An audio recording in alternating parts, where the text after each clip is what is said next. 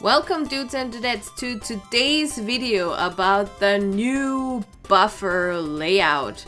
In general, I'm just quickly going to show you that Buffer has a few new products as well.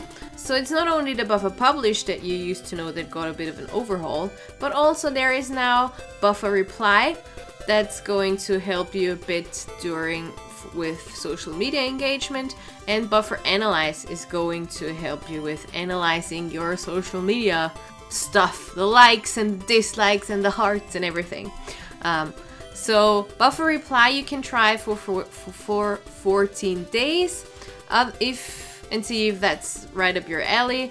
I assume you're gonna be pretty successful if you want to invest $50 per month for the engagement stuff.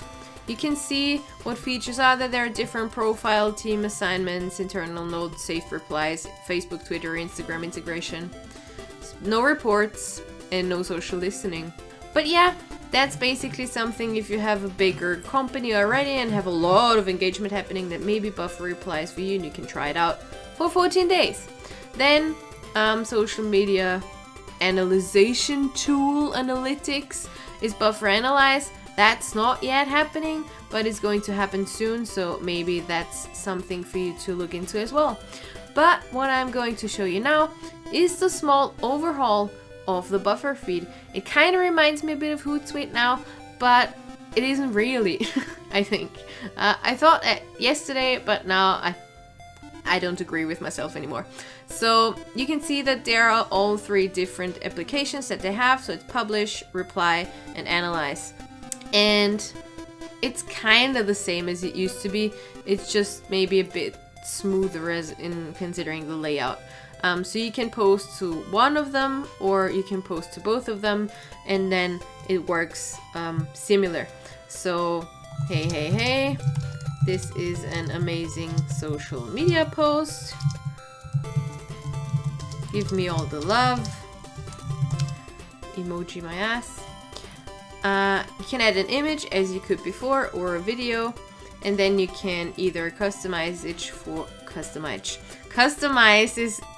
for each account. So you can add to queue. That's something that you would have set up before, or you can share it now or schedule your posts. I'm going to go for the 15th and a different time, because why the hell not? And then you can click on schedule.